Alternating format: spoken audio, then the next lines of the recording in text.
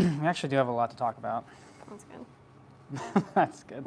And this will be a short one. It's going to be a live. short one. Leanne has to leave. I do have to leave. Did you automatically ignore that the camera was on? Yes. So She did. Yes, I have a hard out. I have an alarm set, so that's going to go on at some point. Yeah. So, brace yourself. So we just finished filming a short video. Huh. Yeah. You were there. I guess so. You helped do some voiceover. I did. I think it'll be fun to have both of us voicing over. Yeah. And that will be out Saturday Yeah, on YouTube. at 10 a.m. And the topic is what it's really like to work with your spouse. So that'll be fun. Dun, dun. We kind of felt like there was just a lot to really talk about. Yeah, I was going to say, we felt like at the end there was still a lot more we could say, so we're probably next week going to do a second one, make it a little tiny series. Yeah, we'll see. We'll see how far it It's goes. surprising how quick like 10 minutes of like Talking. goes. Yeah, I mean, we do this for like 2 hours I know, sometimes. it happens all the time. Sure does. So we'll give you some tips on if that's something you're interested in, or like any partner, really. It doesn't really matter if it's your spouse or not, although it does make it extra sensitive, probably. Jeez, does it? Rude. What else do we do? Oh, we sold all of our scrap boxes yesterday, Yeah, so very they will be quickly. going out today or tomorrow. So thank you for helping with that. Yes, thank you guys so much. You know, every piece of leather we use, we try to use as much as possible, and then anything that we can't use, we put into those boxes and then sell them every couple of months or so. So we really appreciate you guys giving them a second home Definitely. for whatever craft you decide to do with them. Plus, we'd love to see what you guys do with them, You're not too. on camera. I'm trying to do something. So Leanne's working on 4 Phoebes, Yes. 2 black, 2 tan. Yeah, having the 2 machines set up with the EPS and 2 different color thread makes it much more possible for me to batch 2 colors at the same time, which is really nice. It definitely just makes me feel like I'm getting more done a bit quicker. So that's nice. Yeah, it's pretty great. We're looking a little bit cleaned up down here now. with all Yeah, scraps that's the, gone. the best part. Nick mentioned that to me this morning. He's like, it's so good every time we do scraps because we get rid of all the scrap I that's on the kind table, of like, then they sometimes go Yeah, on they- this carpet over here, or on they this like table, then they migrate to that merge, table, yeah, a lot, and then I yeah. have to, sometimes I put them under the table. It's a whole process, It's got a whole but it's worth it. humidifier, Yeah, it's a dehumidifier. dehumidifier. One of the perks of working in a basement. Hmm. I really enjoyed the latest video with Nick talking about business. Awesome. Yeah, I'm all ears. I want to know what specifics you want to get into. I think sometimes it's hard, like from my point of view, to talk really broadly sometimes about topics because each business has its own very specific, I don't want to say issues, but challenges, I guess. Mhm. So, Even within the leather world, I mean, yeah. there's just really depends on what everyone's trying to do, what their goals are Yeah, with that's their a, business. that's the main point. Like, it really depends on what you decide you want to do with your business and what your goals are. Because someone who wants to just have a really fulfilling hobby, or somebody that wants to support their family, or somebody that wants to create a manufacturing situation, or somebody that wants to be the biggest bag company in the world, Yeah. they all have different goals. So how you reach them, or what goals you set, are going to depend on what you're. And just your business strategy altogether would be very different. Exactly. So they all depend on each other. So thank you for that. There's definitely more to come there. Mhm. But yeah, the more you guys can share with us, like other topics within that sort of space that you want to hear about, the more we can get that to you guys. Even so. if it was something like, oh, I wish you would have talked at length about that, like just let us know, and we can incorporate some stuff like that. But I do want it to be as helpful as possible. to you guys in the handmade good business.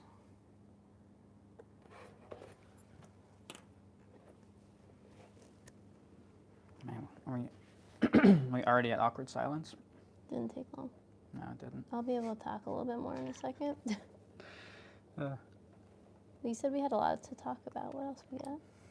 yeah, it just feels. Did you cover it? Just it? feels that way. It's all You good. already covered it all? I didn't make any notes this time, so Oh no, what are you doing? I don't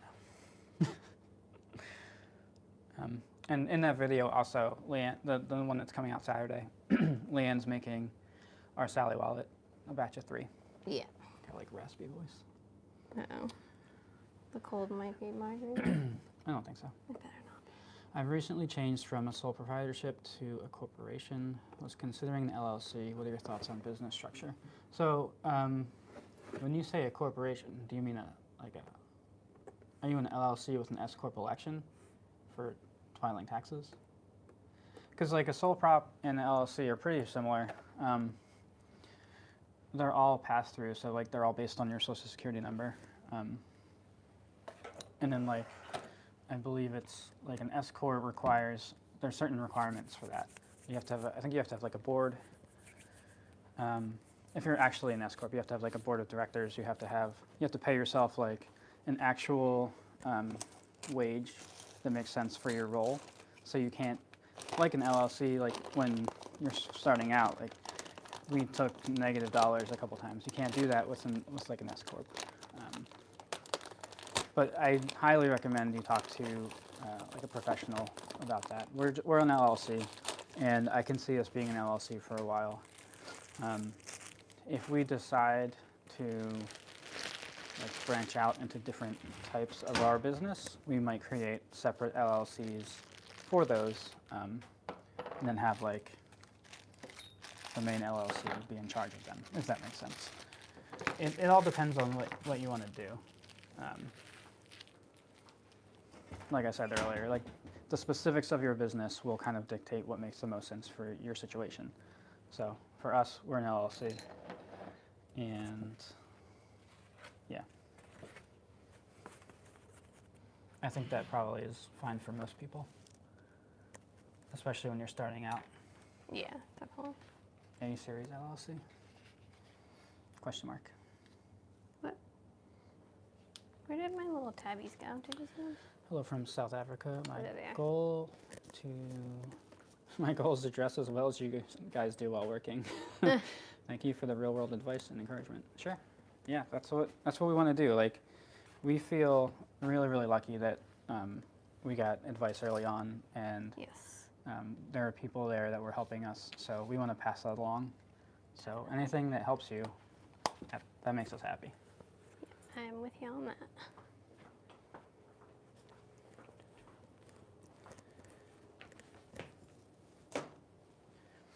But yeah, if you get to the point where you probably think you need an accountant or a CPA, it doesn't hurt to find like one most local to you that works with small businesses, because they'll be a wealth of knowledge for you.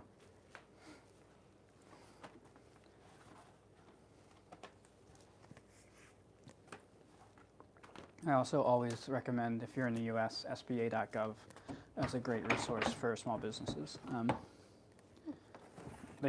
There's stuff on there. They have like even how to get started with your business, and that kind of thing. And for us, we're like an e-commerce business, so that's, if we were a brick and mortar, we'd have different needs versus just being an e-commerce, or if we were wholesale. Yeah, that was the one thing that we talked about after Nick had done the video about pricing. Yeah, defining your business. The type of business you have really and the way you're going to sell your product is going to change the way that you would price your things as well. For sure. You can't run your business selling wholesale prices for retail or vice versa. It just doesn't work. So. And I think people kind of forget, like it's you set that, like you set where you want to be in the scheme of like other markets and businesses. So like if you want to be a high-end market or a high-end company, or like a medium company, like you set that. So, and what that means for your business is a whole bunch of different things. Like obviously you can't just set crazy high prices and expect that to be a high-end company. There's so many different things that go along with that. Or if you want to be a commodity business, you would structure yourself and your prices and everything very differently, because you would be producing on volume to get enough profit margin to sustain yourself. So it's kind of endless. That's why I like it though. I'm sorry, I'm over here. I will. Leanne's over there working. I'm What sorry. are you working on? I'm just gonna make the little, the circle, the brass ring that goes on the bags. I'm just cutting those out. I'll be done in a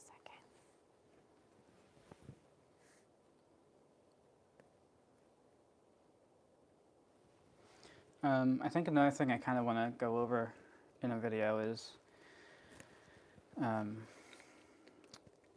it kind of takes a lot of courage to set like a bar for your company and yourself. I think most people are so concerned about getting the sale that they don't look long term at like their potential. And if you set like your pricing really, really low at a market or on your website, and whether you know it or not, you're trying to get the wrong customer for your stuff. So if you I'll just keep using this example. If you're like a high-end company and you set your prices super low and all of a sudden you get all these sales, the person buying from you isn't someone who actually appreciates what you're doing. They just want a deal, right?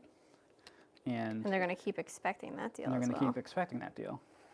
And it's going to be hard to change people's minds once you do that. So if you can kind of flesh out what you think your company's ideals are in the beginning, that will help you make those decisions and make it a lot easier, because you'll always be thinking about that part every time you make a decision. And that's what we try to do.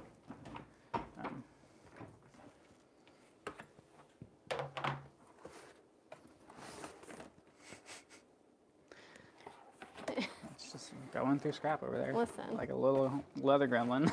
I am a leather gremlin. What do you want from me? It's my job.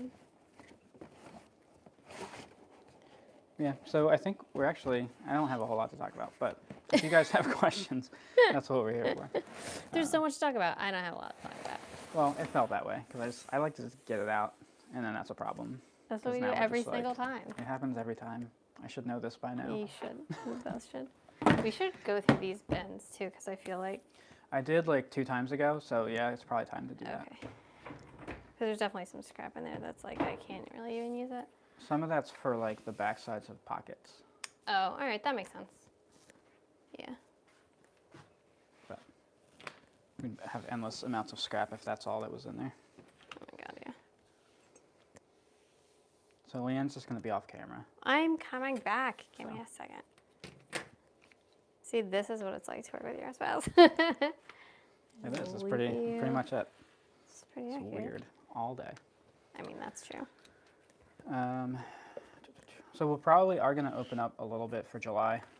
We're trying to, we're looking at our production, and I think we're going to be right there to have enough time to kind of get a couple bags out before we leave at the end of July.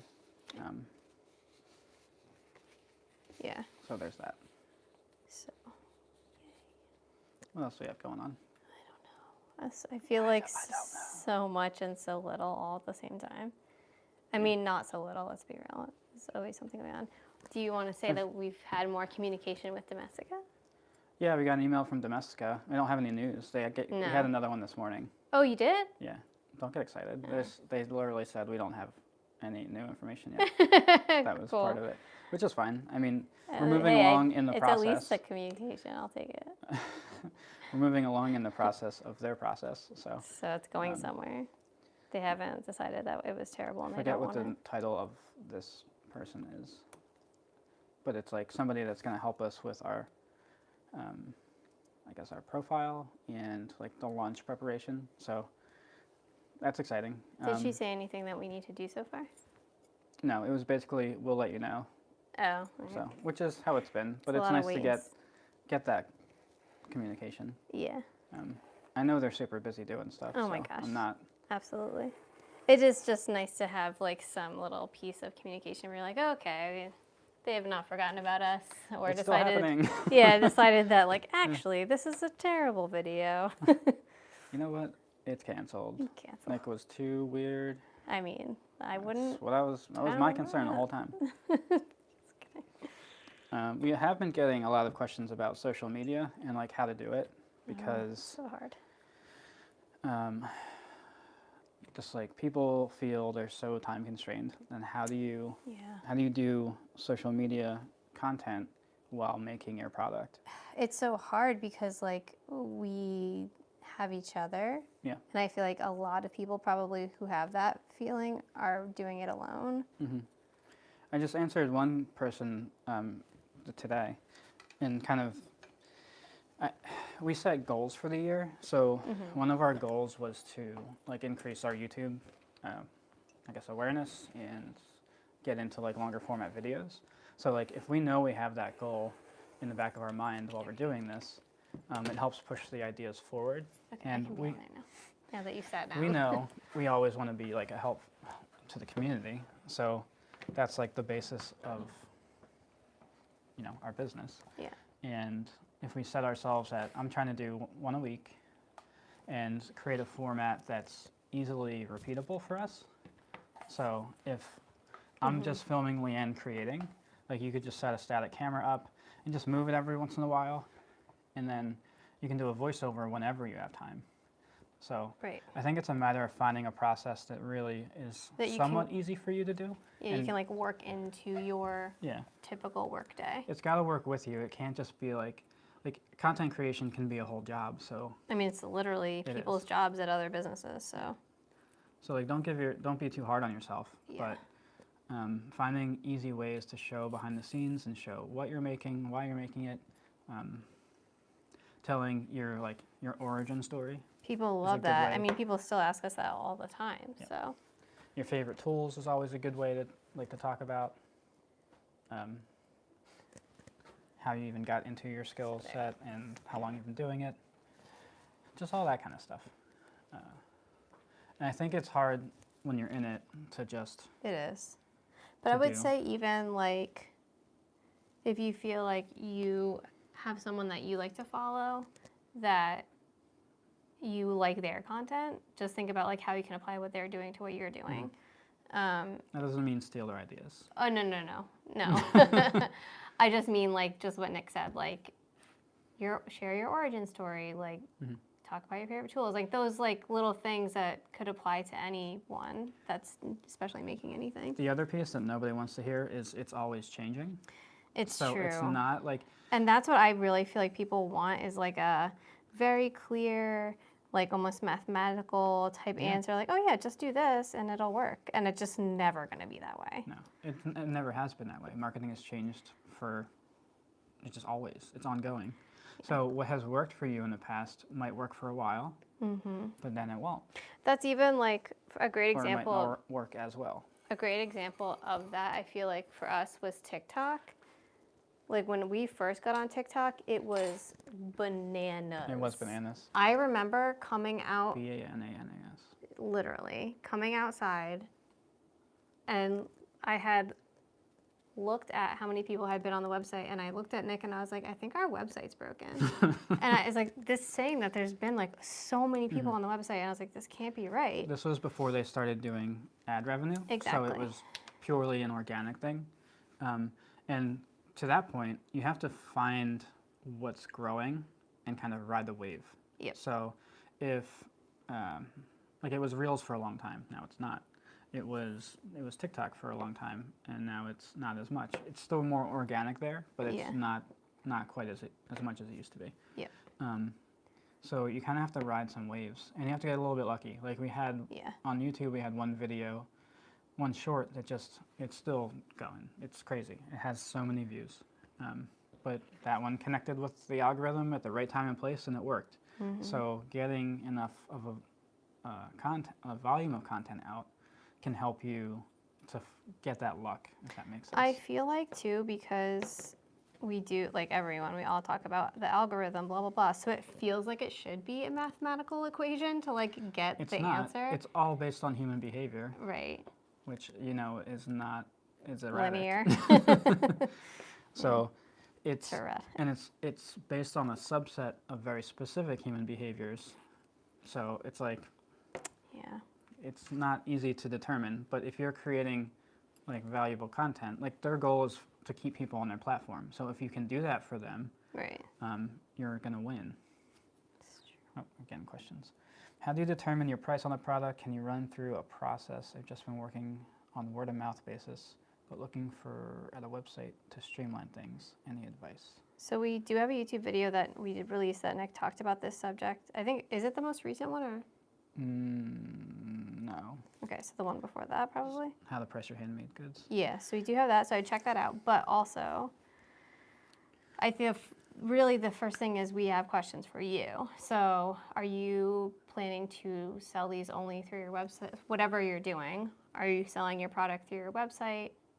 Are you going to be selling it in boutiques? Are you going to be selling it at markets? There's questions first on how you're selling. Because if you're selling in boutiques, then that's a different pricing structure than if you're just going to be like direct to consumer. If you have your prices like set, like do you have a price already, you can just determine if that's profitable for you. That's probably a good place to start. So if you know how long it takes you to make it, if you know what your material costs are, and How much material you're using. yeah, how much material you're using, that's like a really good starting place to know if you're even breaking even or making profit at all from that. And you can kind of gauge up and down from there. But you also want to be able to like pay yourself. And there's a lot of little bits that come into that too. Like, are you shipping stuff out?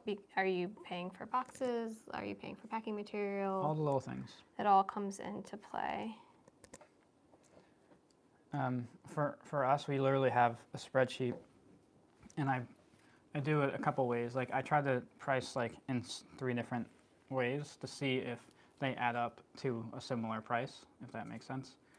And then I can get a range, and then I start feeling out like the psychological aspects of pricing and where competition is. Right, that's so I have a another piece of it. profitability range that's acceptable to us in our business, and then I go from there. And sometimes that changes. We saw our leather costs go up significantly since Yeah. we started. It used to be $200 a hide, now it's almost $300. So that's a pretty significant change. And we have changed our pricing along the way. And to be honest, we haven't caught up with the current price changes of our material because we're waiting to see if they're permanent or not. It's a tough game. How do you narrow down your product line? That's a great question. I do custom pieces and some regular pieces. I just want to make everything, but it isn't financially viable. Yeah, so one of the first lessons we learned, I think, when we got started, and I think it's a lesson that a lot of people, especially people within leatherwork, I'd say, learn or go through, is figuring out whether or not you want to do custom work. And for me personally, I was not into it. I did not enjoy the process. It was never something we were like, yeah, let's do that. Yeah. Ever. So there's some like positives that can come from doing custom work. 1, you get to work on something different every time you do it. 2, you get to really work on problem solving, that sort of thing. And like working with a customer can be fun, especially if that customer is someone that you really enjoy working with. You can also tend to charge a lot of money for it because it is custom. However, you need to have a very clear pricing structure set out and agreed upon with the person that you're working with, especially when there are any sort of changes to the design, because changes to a design take a lot of time on your end to make them happen. Also, personally, like I love my artistic control is something that is like very important to me and something I didn't want to give up or lose.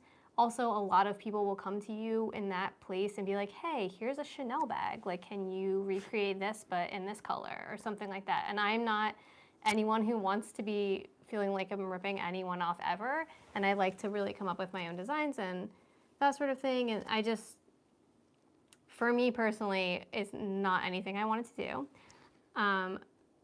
But For custom work, if you one easy way to incorporate change into it is say the first change is free, and then the second, like the next ones, then will cost money. Or if the scope of the work changes so drastically, you need to rebid. renegotiate. You need to renegotiate your Yeah. terms. Yeah, there's a lot that comes with it. Like I said, I think a lot of people who start doing a leather business end up in that place. We definitely did it, I think maybe twice, Yeah. and did not enjoy the process. Not to mention, we really didn't make money on it. No. Because it's so time consuming. People always want changes, or they don't know what they want. Yeah, that's what I find too. And even when you're suggesting really great ideas, it doesn't always necessarily get you to the place that you want to be at.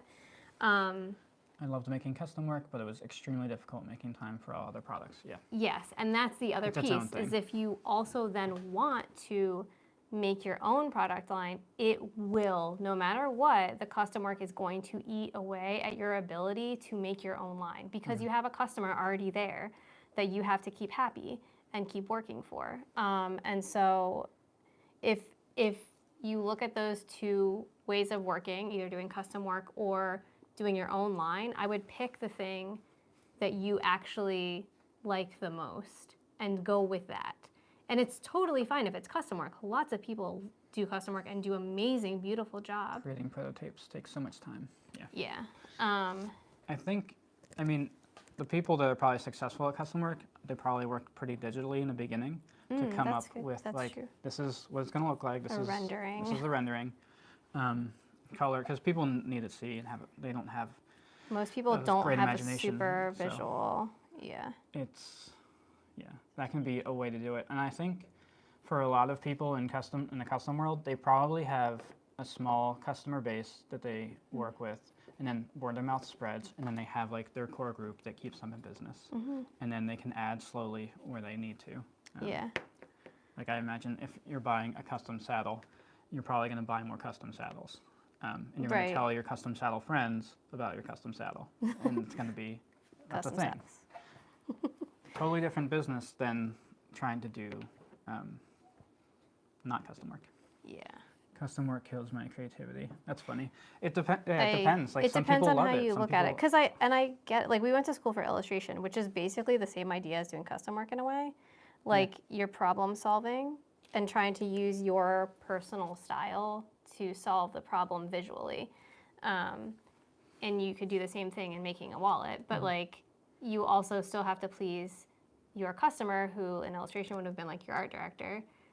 And that can be really fun and awesome, but it can also be very draining. And yeah, if you really want to be someone who's having their own product line, I would suggest not going into custom work. So as far as setting like your core collection, I Right. think you have to It's all about editing. editing, finding the pieces you love, and if there's like a common theme in them, that's great. If there's not, can you create one? And are these items different enough in their category to be like sold Right. as an item? And the other thing in that too, I would say, is something that I was surprised by, You need but that on a bumper sticker.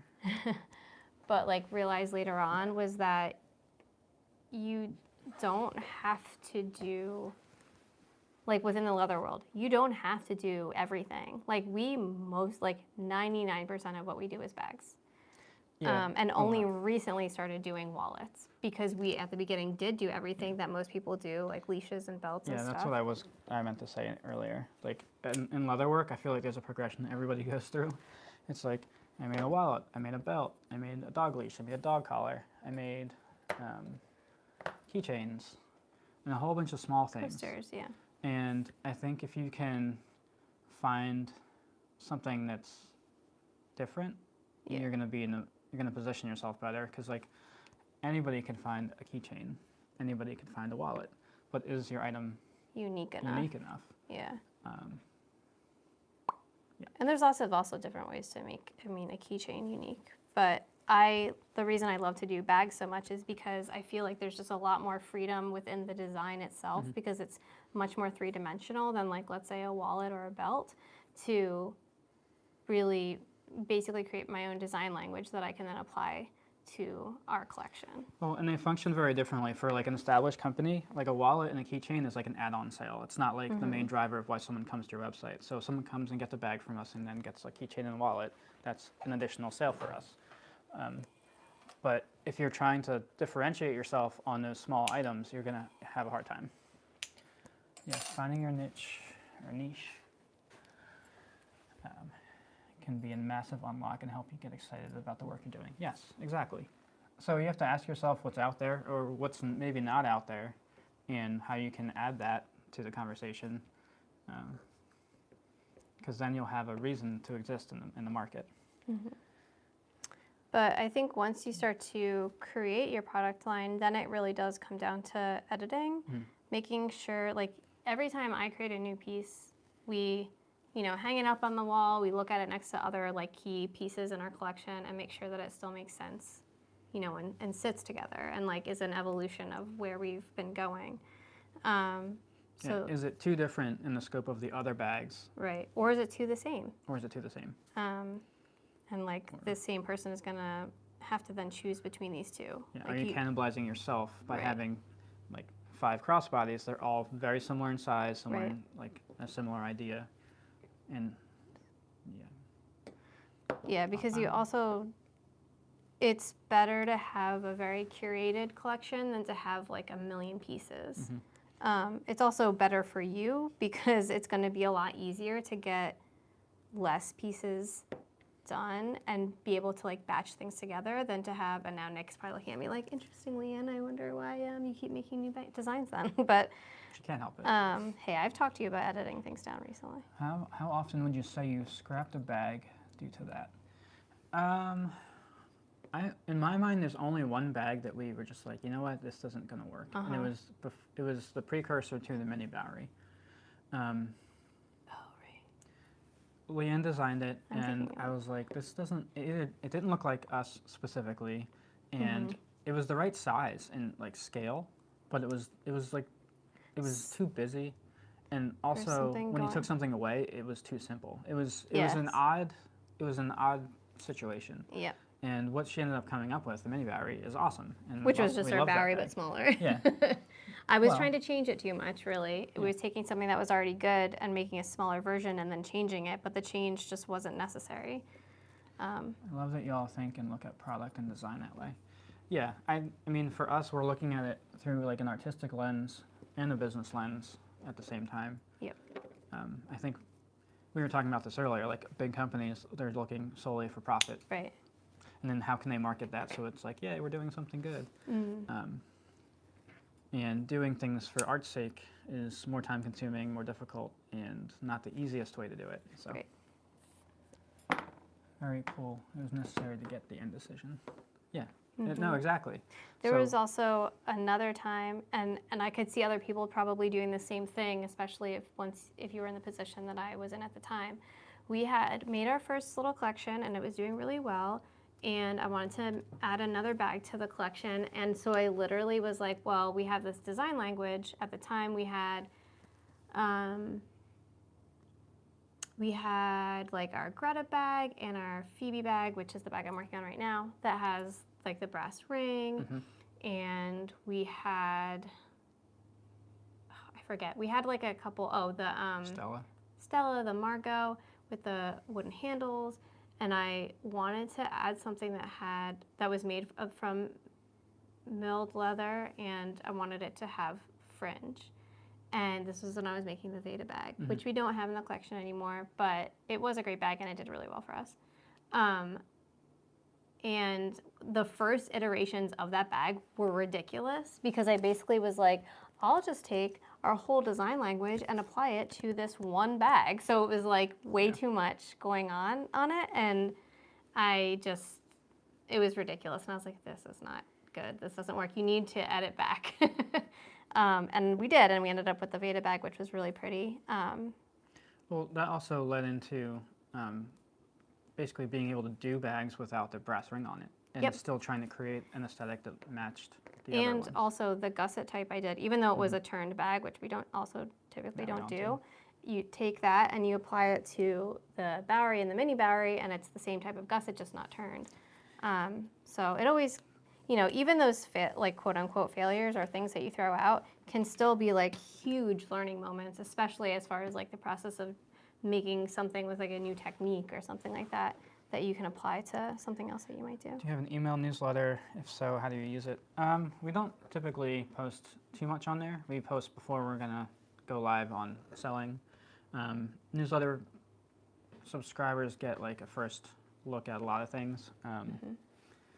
We try to make it special. We don't try to like blast you with info or like boring things, but I try to use it as minimally as possible because I don't know about you, but I get emails all the time and it's really frustrating. So if a company like makes me mad about their email strategy, I'm kind of done with that company. Like I don't care like what you have to offer. I'm just gonna, it's spam now. So I don't want to ever become spam. You do. Spam. I don't want to be canned spam. But I think it's important to make it purposeful. We do like photo shoots. We'll put extended photo shoots in there. We'll put like new designs coming. We do surveys through there, and we ask your opinion on like colors, design, like what do you appreciate about this, what you don't. The people who sign up for our newsletter get first dibs when we open up for taking orders. Yep. So they get on there like a couple days before To me, that's everybody probably else. the biggest perk. Yeah. Because we are limited, obviously, in how much we can produce. So if we fill up, you get you're guaranteed. Like you're in there. good. Yeah. That's a good question, though. I think It's actually super important, I think, to have a newsletter. a newsletter, but it's mostly specific. It's specifically important for two reasons. One, we mostly, and we, I mean like us, but also like most businesses, are marketing on social media. And you never know when something like, let's say, TikTok is illegal all of a sudden in the United States, and now you can't post on TikTok. Well, if you have your email list and you have your newsletter, you at least still have a piece of communication with your customer that you already know likes what you're doing. So it's something that I think is very important to have because you cannot. That's your list. It's yours. Yeah. You can keep it. Yeah. It's not your Social media is followers not on going to social take it media. away from you. It's something you can access without going through somebody else. Exactly. Which is, like Leanne said, super important. I definitely recommend growing your list if you can. Yeah, that was another goal that we had set out for ourselves and have really been able to make that happen. Oops. Advice on capturing texture and color properly in photo. Ooh. Daniel. Ooh. Tricky question, but a good one. It's very specific. Ready? It's all about lighting. It's all about lighting. If you have a good light source, you can underexpose your images, which will help you capture more of the dark details. And then When you you edit can it. edit it and rebalance it. And then color, you can color grade in, I use Lightroom, you can color grade in Lightroom. So once you get like the lighting edited to the way you want, you can either cool it up, there's yellow, blue, cool, warm, and then there's red, green, which you can mess with. But there's also color grading where you can change the lows, the mediums, and the highlights independently. And then you can also then change globally after or before, like the color temperature of that. So when you kind of mess with all those together, you can start to get a feel for like a style. Or you can just capture the moment in your that's in your mind on the photo. So get it as close to like reality as you want, which is kind of what we try to do.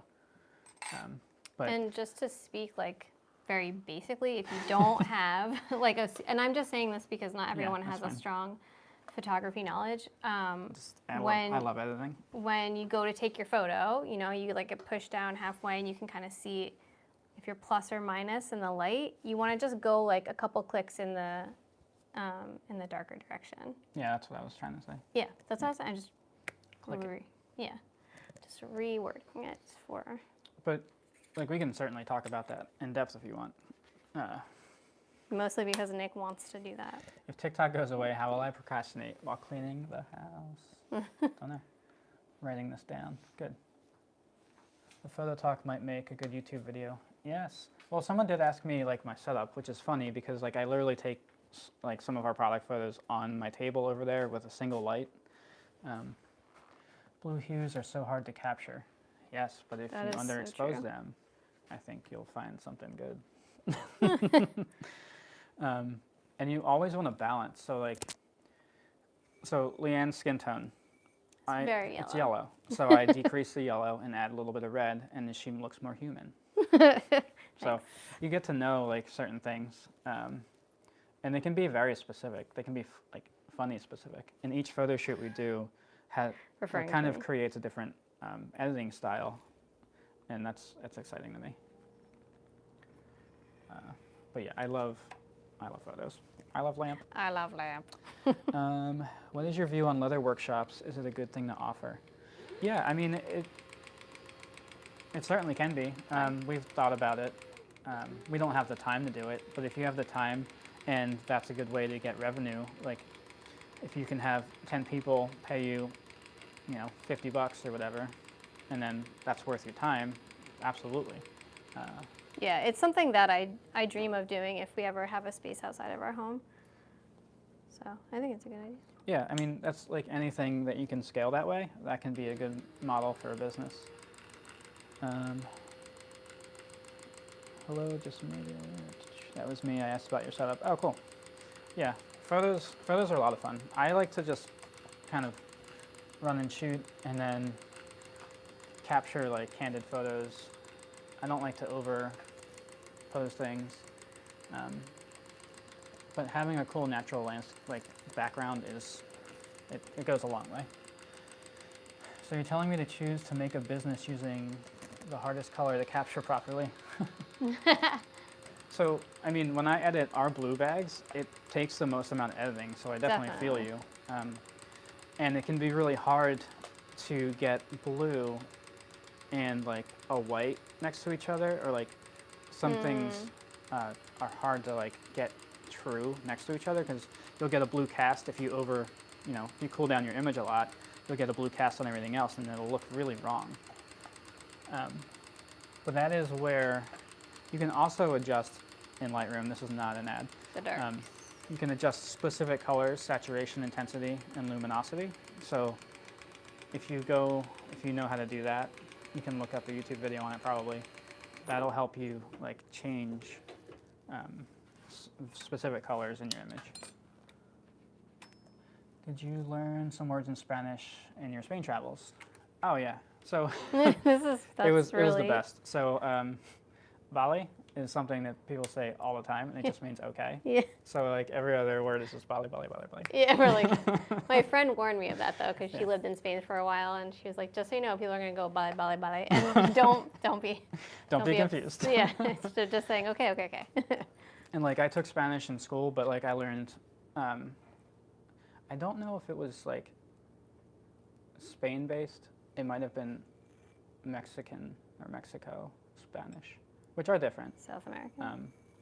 And it was cool because we noticed when people speak in Spanish in Spain, they have a different accent, like a lisp almost. And it was just interesting to notice the subtle difference there. But yeah, it was fun. Used a lot of Google Translate, which was helpful. Yeah. And so Wes is learning a little bit of Spanish. At school, yeah. And yesterday he was like, how do you say, and he would just say like anything in Spanish, and we had to like quick like Google Translate to figure it out. But yeah, that was great. Any news from Domestica? So we just got an email. You might have missed it in the beginning.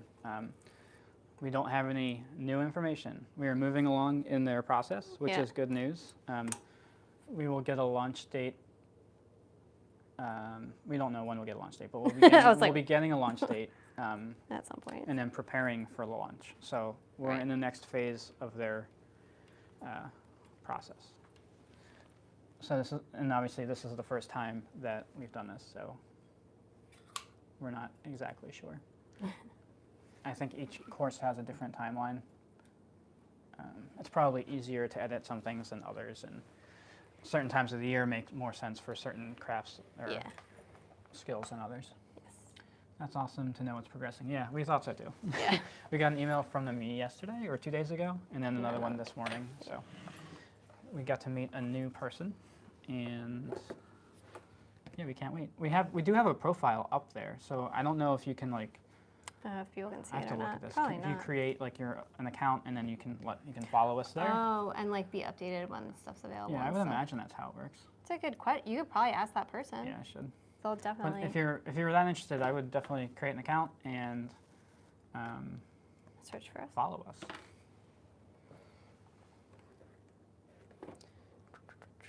Try photographing stained glass Nightmare City. Ooh, Ooh, I would that does sound imagine some difficult. really cool lighting from behind would be nice. That would be cool, like maybe in like a dark setting, like nighttime. But yeah, There's I a don't lot to think do that's in probably pretty difficult. I could talk photography all day. I want to do a photo shoot, in case you're wondering. there. I've known this for a long time. So. It's just I would it's like tough to the get- field that we like to go to. Like the blooms aren't really like bloomy yet, so Bloomy. I wanted some bloomy blooms. I don't know that we've ever been there with blooms though. That's the thing that I am like Maybe it never blooms. confused about. Maybe we need a new spot for spring. That's probably a good thing to Spring figure is the out. hardest one to get. Well, I think it was sure. 2 years ago we did that one greenhouse. Which one? In is it Morris Arboretum? The With little backpack? greenhouse? Yeah, the small one. Yeah, I don't like that one. I have an account, so I'll go see if I can find y'all. Awesome. Yeah. Let us know. Yeah, let us know. I hope you can. It might speed things up if you get enough followers on Domestica. Maybe. I think. Yeah. When we were talking to them, like when we were there, they said it's very interesting to see what happens because they've had people that were like Instagram famous and had millions of followers and like their courses weren't like that successful. And they've had people with like, no following have really great success. So I'm so curious to see where we fall on that spectrum. But yeah. And if it's something that's awesome and it's something that you guys want more of, maybe we can do a second one.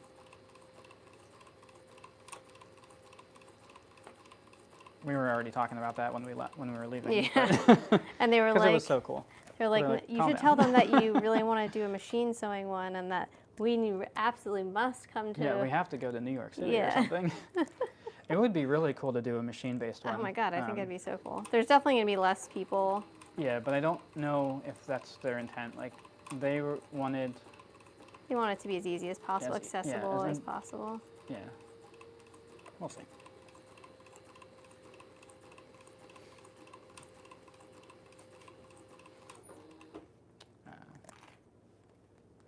What else we got? What time do you have to leave? 11:30. We got 9 minutes. Oh no. So get your questions in. We got a hard stop today. I'm just staring.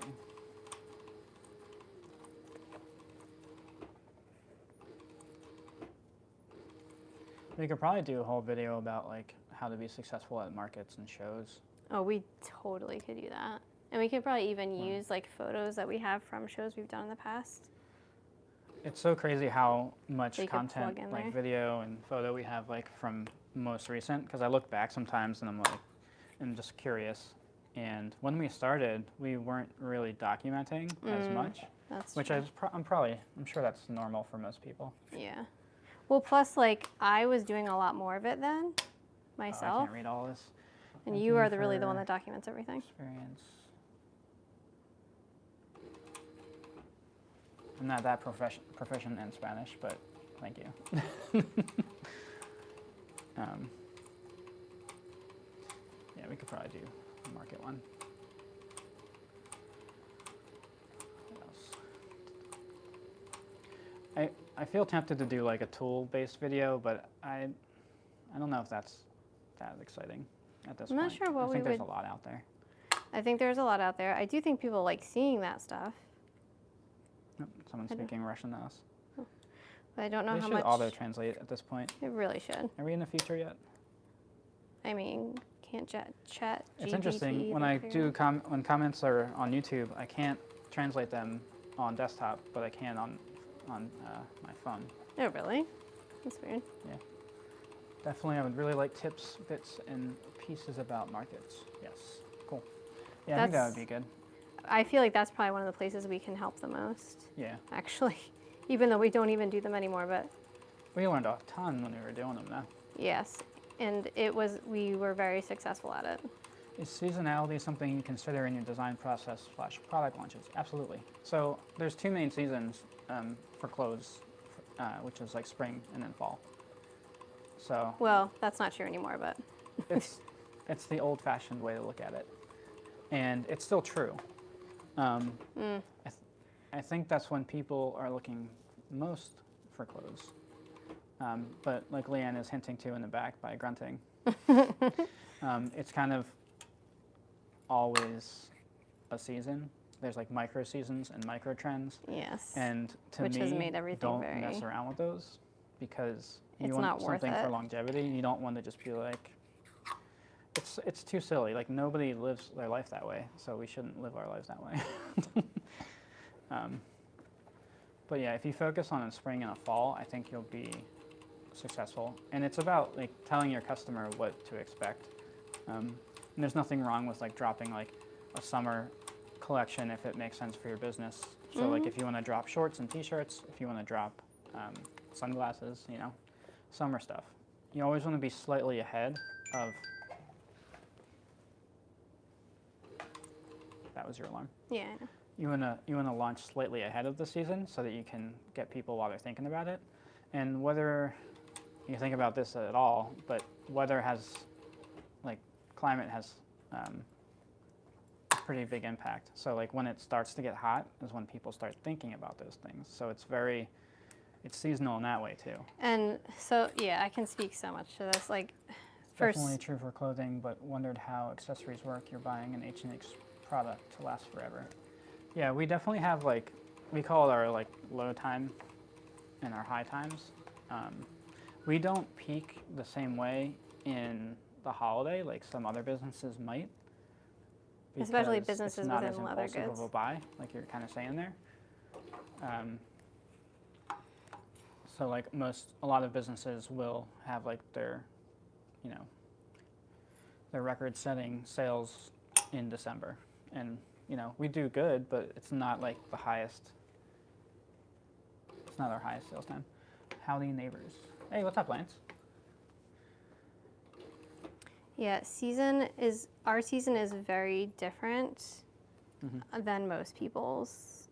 Typically, for most leather workers, people will be seeing sales, like Nick said, in December, and we really see them January, February. First quarter is really strong usually for us. And so the reason I think that happens for us is there's a couple of things, and it actually speaks to spring specifically.